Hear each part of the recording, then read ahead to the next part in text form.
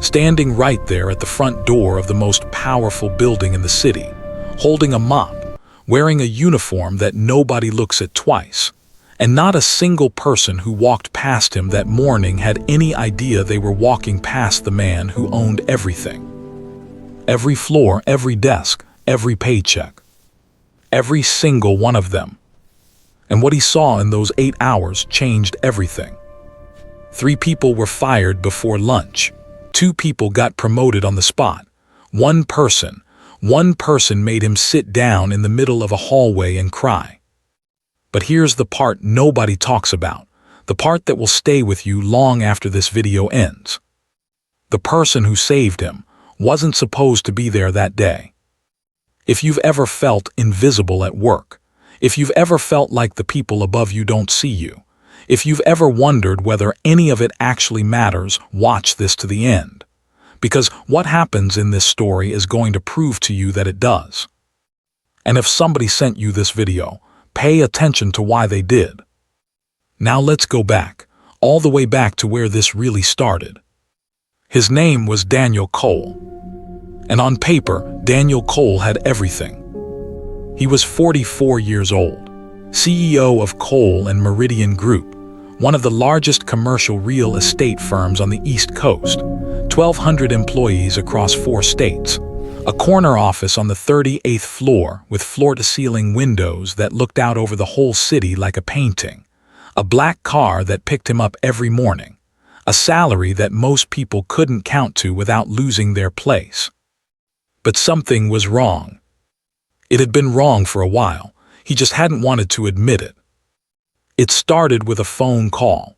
His CFO, a sharp woman named Rita, had pulled him aside after a board meeting and said something that stuck to him like a splinter under his skin. She said, "Daniel, I don't think people here are afraid of doing the wrong thing anymore. I think they've stopped believing that the wrong thing gets noticed." He didn't say anything. He just nodded and walked back to his office. But that night, he didn't sleep. He sat in his apartment, this enormous, perfectly decorated apartment that felt like a hotel lobby, and he stared at the ceiling and he thought about what Rita said. And the more he thought about it, the more he realized she wasn't just talking about company culture or quarterly ethics reports or whatever buzzword the HR team had been circulating. She was talking about character.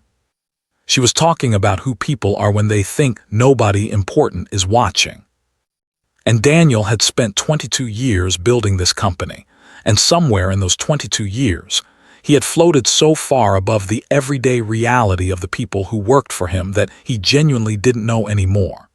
He didn't know who they were. He didn't know what happened in the lobbies and break rooms and parking garages of his own company. He didn't know who was kind and who was cruel and who was coasting and who was quietly carrying everything on their back without a single word of recognition. He didn't know, and that terrified him. So he made a decision that night that would have sounded absolutely insane if he'd said it out loud to anyone on his executive team. He was going to find out for himself. Not through surveys, not through consultants, not through filtered reports from managers who had every incentive to show him a beautiful lie. He was going to go in, personally, anonymously. He was going to become invisible. He called in a favor from a man named Gerald, his head of facilities, one of the few people in the company he genuinely trusted, and he told Gerald exactly what he needed: a uniform, a name badge with a fake name, an assignment to the morning janitorial crew at the main headquarters building, and absolute silence. Gerald looked at him for a long moment and then said, "You sure about this, Mr. Cole?" Daniel said, "Call me Dave." Gerald exhaled slowly and said, "Okay, Dave." The name on the badge would be David Marsh, maintenance crew, first shift, reporting to a floor supervisor named Carl who had been with the company for 9 years and who had never once in 9 years been in the same room as Daniel Cole. This was important. Carl couldn't know. Nobody could know. Gerald arranged everything. He pulled a favor with the crew scheduler, told them Dave Marsh was a temp brought in to cover a staffing gap. Uniform, mop cart, key card for service entrances. Everything. The night before he was supposed to start, Daniel sat in his apartment and laid out the uniform on his bed. Dark gray pants. A matching gray shirt with a small company logo on the chest, his company's logo, stitched onto a shirt he'd never noticed existed. A pair of worn work boots he'd bought from a hardware store. He stood in his bathroom mirror in that uniform for a long time. He barely recognized himself. And something about that, something about how quickly the uniform erased him, made his stomach drop in a way he hadn't expected. He thought this is how they feel every day. He arrived at 5:47 in the morning. The building was half-lit, quiet in that early morning way that feels like the whole world is holding its breath. The main lobby wasn't open yet. He went in through the side service entrance, badged in, and found the facility's room in the basement where the morning crew gathered before their shift. There were 6 of them, all men. A couple in their 50s, one who looked barely 20, a heavy-set man with a gray beard who was eating a breakfast sandwich out of a paper bag, and a tall, lean man with tired eyes who nodded at Daniel once and went back to tying his boot. Nobody looked twice at him. Carl, the floor supervisor, came in at exactly 5:50 and gave the crew their assignments for the morning without ceremony. Carl was maybe 47, stocky, with a no-nonsense energy that Daniel immediately respected. He didn't waste words. He handed Daniel a mop cart and told him he'd be covering the main lobby, the second-floor corridor, and the executive elevator bay. The executive elevator bay. Daniel almost said something, then he didn't. He took the mop cart and he went to work. The first thing that hit him was the silence.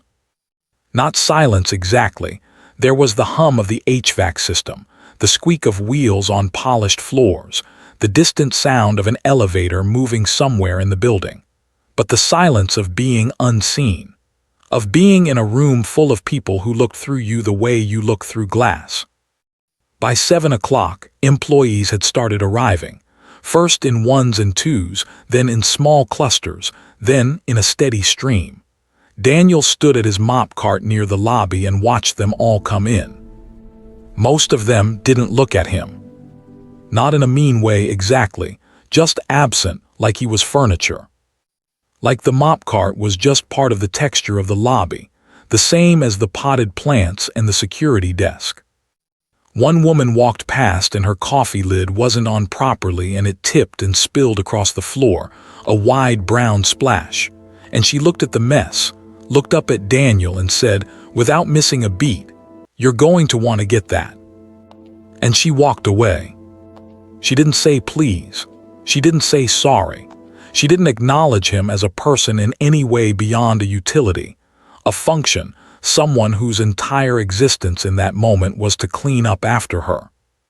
Daniel mopped up the coffee. He didn't say anything. But he was thinking. By 8:30, he had seen enough to start forming a picture, and the picture was not entirely pretty. He'd watched a manager, a man he recognized from a company-wide meeting, a regional director named Brian, walk past 3 of the maintenance crew without any acknowledgement whatsoever. Not a nod, not a good morning. He'd watched a junior employee hold the door open for another junior employee and get no thanks. He'd watched a security guard try to make small talk with a woman in a business suit who responded by pulling out her phone mid-sentence. Small things, individual things, the kind of things that in isolation you could explain away. But Daniel wasn't seeing them in isolation. He was seeing the pattern. And the pattern was this. The people who were seen as powerful, or on their way to being powerful, had quietly decided that the people below them on the invisible hierarchy of this building were not fully worth their attention. And that meant Daniel had failed them. Not the maintenance crew, not the security guards, not the people being ignored. He had failed the people doing the ignoring, Because somewhere in the culture he had built, somewhere in the values and the leadership and the example that trickled down from the 38th floor, he had allowed that attitude to take root, to become normal, to become acceptable. He leaned on his mop handle and breathed through that realization for a long moment. Then he pushed the cart toward the second floor corridor. And that's where he met her. Her name, he would later find out, was Olivia. Olivia Torres, 26 years old. She'd been with Cole and Meridian for 14 months as an administrative coordinator on the second floor, a title that basically meant she managed the chaos that everyone else created and got credit for none of it. When Daniel came around the corner with his mop cart, Olivia was already there. She was crouched down on the floor in her work clothes, cleaning up what looked like an entire shattered container of pasta sauce, red everywhere, spreading across the hallway tile like a small crime scene. A sticky note was attached to the wall above the mess, and the sticky note said, in someone else's handwriting, "Sorry, didn't have time." Olivia was cleaning it up, not her mess, not her job. She was cleaning it because it was there and because she was the kind of person who didn't walk past a problem. Daniel stopped. She looked up at him and said, "Oh good, you have a mop. Can you help me? I've got paper towels, but this is kind of a two-person situation." Not "can you get this for me?" Not an order, a request, with eye contact like he was a person. He said yes. He helped her. They cleaned it up together, and while they were cleaning it up, she talked to him, not about the mess, about her morning, about the coffee she hadn't had time to finish, about a presentation she'd been preparing for weeks that got moved up by 2 days, normal human conversation, the kind you have with someone you consider your equal. When they finished, she stood up and peeled off the paper gloves she'd been wearing and said, "Thank you, Dave." She had looked at his name badge. She had used his name.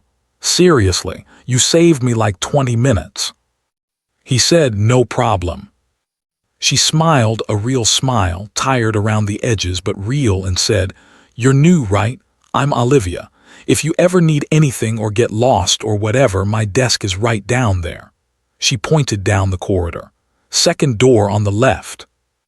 And she walked away. Daniel stood in that hallway for a moment longer than he needed to. He was thinking about how long it had been since someone in this building had offered to help him find his way around. The rest of the morning unfolded the way mornings do, in pieces. He saw Brian, the regional director, berate an intern loudly enough that people 3 offices away went quiet. The intern was maybe 22, a kid, and he stood there absorbing it with his jaw tight and his eyes fixed on a point on the wall. And when Brian finally walked away, the kid exhaled and his hands were shaking slightly. Daniel watched the kid go into the bathroom. He didn't come out for 5 minutes. He saw a woman named Patricia, one of the senior account managers, someone whose photo was on the company website, leave her desk, walk past the break room, see that someone had left a mess in the microwave, look around to confirm nobody was watching, and walk away. She saw it. She chose to leave it. He saw a man he didn't recognize prop open a fire door with a trash, so he wouldn't have to badge in every time he went for a smoke break. A direct violation of building security policy that Daniel had personally approved. He was building a list in his head, not a list of names to punish, a list of symptoms, symptoms of a company that had lost its compass. But then, just before 11 o'clock, something happened that stopped him cold. He was in the service corridor near the loading dock, taking a short break, a cup of bad coffee from a machine in the basement, when he heard voices. 2 of them, and one of them was familiar in a way that made his stomach flip. It was Gerald, his facilities chief, the man who had arranged all of this, the one person in the building who knew exactly who Dave Marsh really was. And Gerald was talking to someone, and the conversation was not good. He pressed himself back into the corridor and listened. Gerald's voice was low and strained. The other voice, a man, slightly younger, was pushing. Not loud, but deliberate. the kind of voice that knows exactly how much pressure it's applying. "I'm telling you," the other voice said, "if the quarterly maintenance logs don't look right by Friday, I'm going to have to flag them to the board. And when the board asks questions, the first name that comes up is yours." Gerald said, "Those logs are accurate. I filed them myself." "Gerald," a pause, "come on. We both know there are places in those numbers where adjustments could be made, and those adjustments would be very convenient for a lot of people, including you." Silence. Daniel held his breath. Then Gerald said, quietly but without any hesitation, "I've been with this company for 19 years. I've filed every report I've ever filed with the truth in it, and I'm not going to start lying now for anyone, including you." Another pause, longer this time. The other man said, "You sure about that?" Gerald said, "I'm sure." A door opened and closed, footsteps moving away, and then it was quiet. Daniel waited 30 seconds, then he stepped around the corner. Gerald was standing alone, staring at the wall. When he saw Daniel, his eyes went wide for just a fraction of a second. "Dave," he said carefully. Daniel looked at him. "Who was that?" Gerald hesitated. "Gerald, who was that?" Gerald exhaled. "That was Mitchell Crane, VP of Operations. He's been pushing the facilities team to soften certain maintenance compliance reports, make them look better for the insurance audit." Daniel felt something cold move through him. "How long has this been going on?" 6 weeks. "And you've been refusing?" "Every time." Daniel nodded slowly.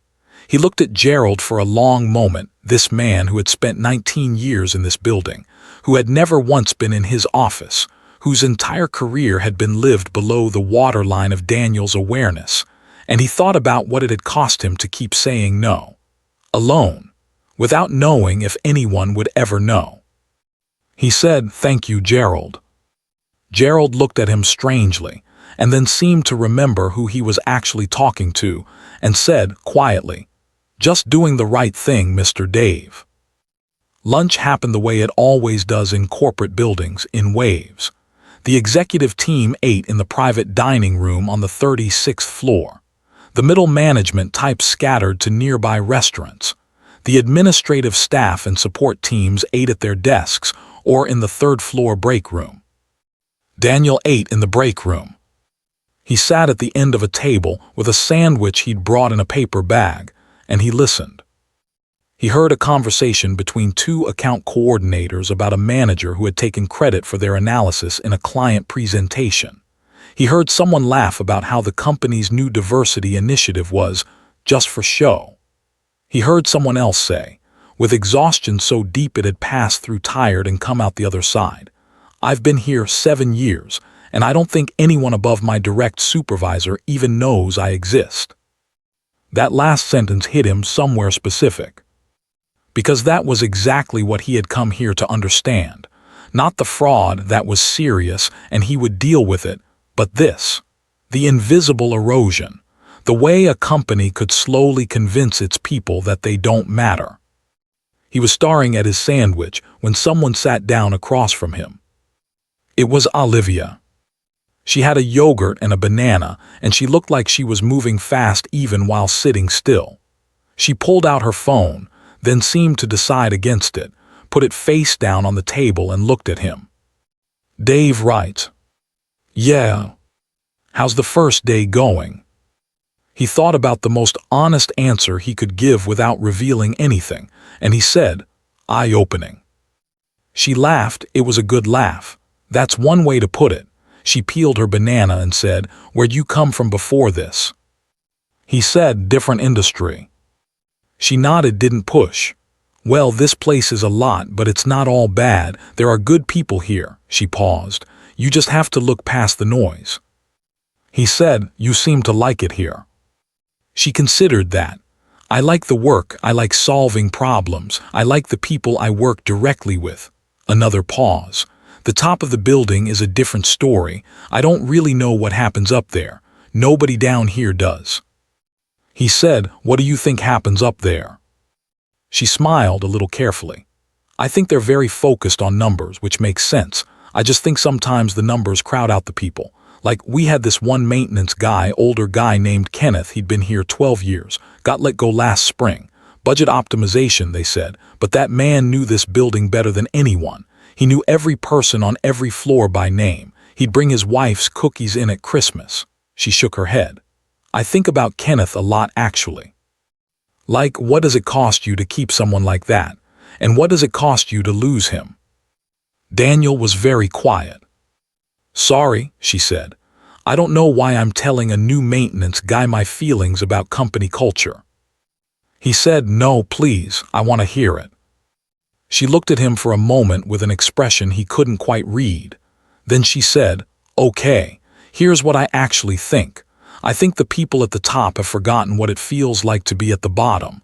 And I don't mean that in a bitter way. I just mean I think they'd remember if they could." He nodded. "Anyway," she said, standing and gathering her things, "I've got a 2 o'clock I need to prep for. Good luck out there, Dave." She pointed at him with her banana. "And if anyone gives you a hard time, you remember you're the one with the mop. You have more power than you think." He watched her walk away and he thought, "You have no idea how right you are." The afternoon was where everything broke open. He had been assigned to the 34th floor for the post-lunch sweep, a routine cleanup of the corridors, restrooms, and common areas. The 34th floor was home to the operations division, which meant it was also home to Mitchell Crane. Daniel had spent the last 2 hours thinking about what he'd overheard in the service corridor. He had turned it over and over in his mind, trying to decide what it meant, how deep it went, how long it had been building. He had run through possible explanations. Maybe he'd misunderstood the context. Maybe there was something legitimate he was missing. But every time he ran through them, he came back to the same place. Gerald had been threatened. Gerald had refused. And Mitchell Crane had been operating in the shadows of Daniel's company for at least 6 weeks. He pushed his mop cart off the elevator and onto the 34th floor. The operations division was quieter in the afternoon than most floors, a focused, almost tense energy, people staring at screens, phones pressed to ears. Daniel moved through the corridor slowly, methodically, keeping his head down in the way he had learned was necessary to remain invisible. He was near the far end of the corridor when he heard it. A door was slightly ajar, one of the smaller conference rooms, and the voice coming through it stopped him like a wall. It was Brian, the regional director, the same man who had reduced an intern to shaking hands that morning. And Brian was on the phone. And what he was saying made Daniel's blood run cold. "I know the timeline's tight, but Crane says the audit window is the end of next month. Once the quarterly reports are filed with the adjusted numbers, there's nothing to trace back. The insurance certificates look clean, the maintenance logs back everything up, and we're looking at a 7-figure variance that goes exactly where we want it." A pause, listening. No, Crane's handled the facility's angle. There was a pushback from one of the supervisors, but Crane's managing it. Another pause. No, the CEO's not going to see it. He's up there on 38 looking at the big picture. He doesn't get into maintenance compliance. That's 3 layers below him. We're fine. Daniel stood perfectly still in the hallway. The mop handle was in his hand. He was 3 layers below himself. He made himself breathe. He made himself keep walking slowly, past the conference room, around the corner to the end of the hall. He parked the mop cart. He stood with his back against the wall and thought through what he had to do. Then he took out his phone, a secondary phone he had brought specifically for this scenario, and he sent a single text to Rita, his CFO. It said, "I need you to quietly pull every maintenance compliance report filed in the last 8 weeks and hold them for me. Don't talk to anyone about this. I'll explain everything tomorrow." He put the phone back in his pocket. He picked up the mop handle. And he finished his shift. He was back in the lobby at 4:47 p.m., doing a final sweep before the end of the day, when he noticed Olivia again. She was standing at the reception desk, talking to a young man he hadn't seen before. The young man had an ID badge that identified him as a visitor, and his body language was wrong, too close, too insistent. Olivia's posture was tight, polite but uncomfortable, the way people hold themselves when they want a conversation to be over but don't know how to end it. Daniel watched. The receptionist was on a call and not paying attention. Everyone else was either heading out or eyes down. He moved his mop cart toward the lobby. He came around to the reception desk, positioned his cart casually beside the area and said, in an easy, friendly tone, "Excuse me, ma'am, I need to do a quick sweep of this section. Sir, if you could just step aside for a minute, I appreciate it." It wasn't confrontational, it wasn't aggressive, it was just present, a reason to shift. The young man looked at him with mild irritation, muttered something, and stepped away from the desk. He went to the elevator and was gone. Olivia turned to look at Daniel. She said quietly, "Thank you." He said, "No problem." She held his gaze for just a second longer than the moment required, and he had the uncomfortable feeling she was seeing more than he wanted her to. She said, "You're pretty observant for a guy pushing a mop cart." He said, "You'd be surprised what you see when people think you're invisible." She nodded slowly, like he had confirmed something she had already suspected. Then she said, "Have a good night, Dave." He left the building at 5:15 through the same service entrance he had come in through. The black car was waiting for him 3 blocks away, because he hadn't wanted it anywhere near the building. He got in. He sat in the back seat in his gray maintenance uniform and he looked out the window at the city going past, and for the first time in a very long time, Daniel Cole cried. Not from sadness exactly, from something more complicated than that, from the weight of what he'd seen, from the gap between the company he thought he had built and the company he had actually built, from the fraud that had been growing in the dark 3 layers below him, from the intern with the shaking hands, from the woman who had told him she'd been there 7 years and didn't think anyone above her direct supervisor knew she existed, from Olivia, who cleaned up messes that weren't hers and offered directions to strangers and ate lunch with the maintenance crew and said, without any bitterness at all, "I think they'd remember if they could." He would remember. He was already remembering. The next morning, Daniel Cole walked into Cole and Meridian Group at 8 a.m. through the front entrance. He was wearing a suit, his actual suit. He had his actual badge. He had his actual coffee. He walked past the reception desk and he stopped. There was a woman at the desk, not Olivia, one of the regular receptionists, and she looked up at him the way receptionists look up at CEOs, which is with a particular kind of alert, slightly nervous attention. He said, "Good morning. Is there a maintenance crew currently working on the 2nd floor?" She said, "I believe the morning crew is in the building, yes." He said, "Can you let the floor supervisor know that I'd like to speak with the whole crew at 9 o'clock, in the 2nd floor break room? Not a big deal, just, I want to meet them." She blinked, "Of course, sir." He went upstairs. At 9 o'clock, Daniel walked into the 2nd floor break room. Carl was there with his crew, all 6 of them, standing with the slightly uncertain energy of people who have been summoned by someone important and don't know why. Daniel said, "Good morning, please sit down, this isn't bad news."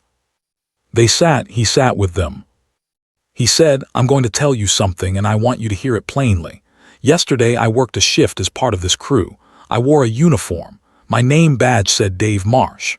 He paused and watched the recognition move across their faces, the disbelief, the recalculation, the scrambling to remember if they had said anything. "I did it because I needed to understand what this building looks like from where you stand, and I learned more yesterday than I have learned in a very long time." He looked at each of them. "You work hard. You work without recognition, You make this building function in ways that people 3 floors up have never considered. That is going to change, starting today. I am personally restructuring how this company acknowledges and compensates its support staff. There will be new review processes, wage adjustments, and a direct feedback channel from every level of this company to my office. Your supervisor, Carl, will be part of the conversation on what that looks like. Carl looked like he was deciding whether or not to believe what was happening. Daniel said, "I also want to be honest with you. I saw things yesterday that embarrassed me, ways that people in this building treat or don't treat the people around them. I am responsible for that culture, and I am going to fix it." He stood up. "Thank you for your work, genuinely." He left the break room, walked down the corridor, and knocked on the second door on the left. Olivia looked up from her desk.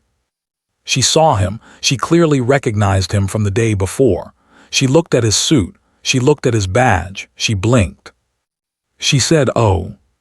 He said, "Can I have 5 minutes?" He sat across from her desk, in a chair clearly not designed for CEOs. He said, "I owe you an explanation." She said slowly, "I think I already figured it out. Yesterday, when I pushed the mop cart past that conference room." "I figured it out," she said again, quieter. "Around the time you said you'd be surprised what you see when people think you're invisible." He nodded. "Is this the part," she said carefully, "where you tell me you're transferring me to a different department so I don't tell anyone?" He actually laughed. "No, absolutely not." He leaned forward. "Olivia, the things you said yesterday at lunch and before, they were the most honest and useful things anyone has said to me in this building in years. And I wasted a perfectly good employee named Kenneth, and I'm sorry for that." She looked at him for a long moment. Her eyes were bright in a way that she was working to keep steady. She said, "What are you going to do?" He said, "A lot.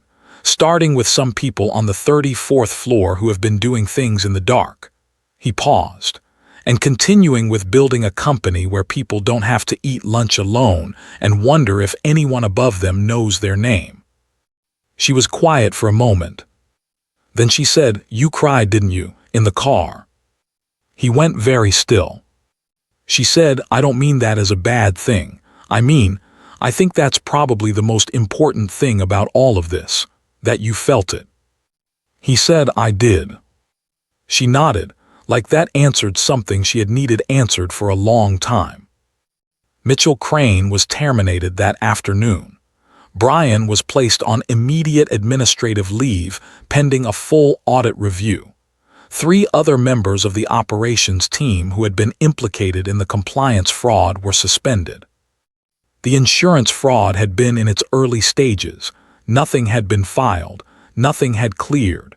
Gerald's refusals had held the line long enough for all of it to come to the surface. Gerald was given a formal commendation and a significant promotion. He became the Director of Facilities and Infrastructure, a newly created role that reported directly to the CFO. He would have a budget. He would have a seat at the operational table. He would never be invisible again. The maintenance crew received immediate wage increases. Carl was given a formal management title with the salary to match. The company launched what Daniel called an internal dignity audit, a program through which every single employee at Cole and Meridian, at every level, was reviewed not just for performance, but for how they treated the people around them. The woman who told the maintenance man to get that, without saying please, was spoken to directly by HR. Not fired, spoken to, given the chance to be better. The intern with the shaking hands was moved to a new team with a different manager. He would later say it was the moment his career actually started. But here's the part of this story that nobody planned for. 6 months after that day, Cole and Meridian held its annual company-wide leadership summit. It was the kind of event that normally featured keynote speakers and breakout sessions and motivational videos. This year, Daniel changed the format. He got on stage and he told the whole story, every detail. The uniform, the mop cart, the spilled coffee, the conference room conversation, the break room at 9 a.m. He told it as honestly as he knew how to tell it. And when he got to the part about Olivia and the pasta sauce in the second door on the left, he stopped. He said, "I want to bring someone up here." Olivia walked onto the stage. She looked like she wanted to disappear, and also like she was exactly where she was supposed to be. He said, "This is Olivia Torres. She's been with this company for 14 months. She cleans up other people's messes without being asked. She eats lunch with the maintenance crew. She knows Kenneth's name." He paused. "As of today, Olivia Torres is the new director of employee experience at Cole and Meridian Group, a role that I am creating because of her, for her, and because of everything she showed me in one afternoon." The room stood up. 1,200 people on their feet, for a woman who had spent 14 months at the second desk on the left, wondering if anyone above her direct supervisor knew she existed. She cried. She stood at that podium and she cried in front of the whole company, and she didn't apologize for it. She said into the microphone through tears, "I just cleaned up the pasta sauce." The room laughed and cried at the same time, the way rooms do when something true happens in them. There's a version of this story where Daniel Cole fixes the fraud and issues a memo and moves on, where the maintenance crew gets a small bump and a thank you email, where Olivia stays at the second desk on the left and wonders and waits and nobody comes. That version of the story happens every day in buildings all over this country, probably in buildings you've walked into, maybe in buildings you work in. But there's also this version, the version where one person decides that what happens below him actually matters, that the people who are invisible are not actually invisible, that they're the ones holding everything up while the people at the top take the credit for the view. There's a woman named Olivia who cleaned up pasta sauce that wasn't hers. There's a man named Gerald who told the truth when lying was easier and no one was watching. There's an intern with shaking hands who got to start over. And there's a CEO who put on a gray shirt and a name badge that said Dave, and went to find out what his company actually was. And what he found changed everything. If this story hit you somewhere real, if you thought about someone while you were watching this, someone who deserved to be seen and wasn't, share this. Right now, tag someone who needs to hear it. Because the most powerful thing about a story like this is that it reminds us that the people we walk past every day are carrying things we know nothing about. And sometimes, all it takes is one person who decides to notice. Subscribe if you're staying, because every week we bring you stories like this one, stories about ordinary people who do extraordinary things and the moments that change everything. We'll see you in the next one.